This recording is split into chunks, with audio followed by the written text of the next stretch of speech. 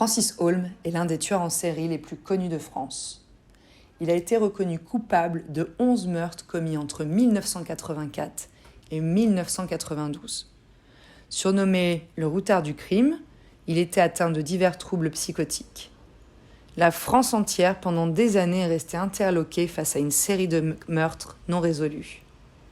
Et c'est bien plus tard, en 1994, qu'il sera mis en examen et condamné. Enfant, lui et sa mère font face à un père brutal, sévère et alcoolique.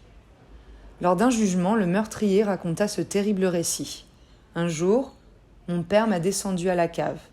Il m'a attaché les mains avec des câbles électriques. Après, ça allait mieux, et ma mère est venue me désinfecter. Son enfance est très dure. Il s'entend très bien avec sa sœur Christine, de 6 ans sa cadette. Ils sont souvent livrés à eux-mêmes dans le logement familial. Il lui est arrivé plusieurs fois de se nourrir de pâté pour chat en boîte de conserve. Holm est atteint du syndrome de Klinefelter. Sa pilosité est moindre et ses organes reproducteurs de petite taille. Son quotient intellectuel est inférieur à la moyenne. À l'école, il subit les moqueries de ses camarades et s'isole. Il devient alcoolique et déséquilibré durant son adolescence, ce qui le pousse à parfois enterrer des animaux vivants ou à se taillader régulièrement le corps avec des tessons de bouteille. C'est à la mort prématurée de sa mère, en 1984, que Francis Holm, âgé de 25 ans, perpétue son premier meurtre, souffrant alors d'une grave dépression, ayant même tenté de se suicider en essayant de se jeter dans le trou avec le cercueil le jour des funérailles. Suite à cela, devenu marginal, il traverse pendant 8 ans 37 départements et incapable de conduire, donc il entraîne plusieurs fois des complices disposant d'une voiture. Dans ses crimes, eux violant la victime, lui, toujours à l'initiative des meurtres, la tuant. Il lui arrive de s'accuser de meurtre auprès de personnels médicaux qui ne le croient pas, parce qu'il est connu pour être un affabulateur.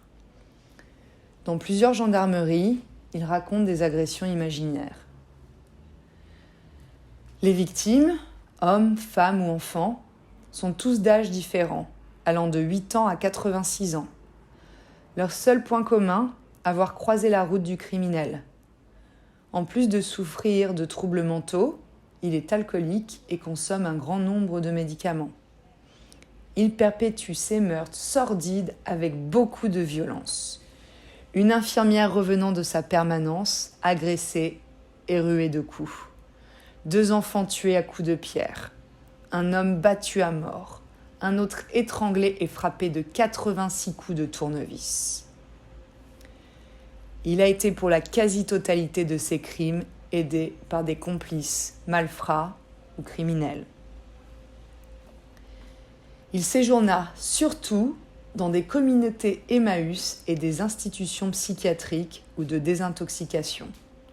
Francis Holm est toujours en prison pour les assassinats dont il a été reconnu coupable et condamné à perpétuité. Il n'a jamais fait part du moindre remords pour ses victimes.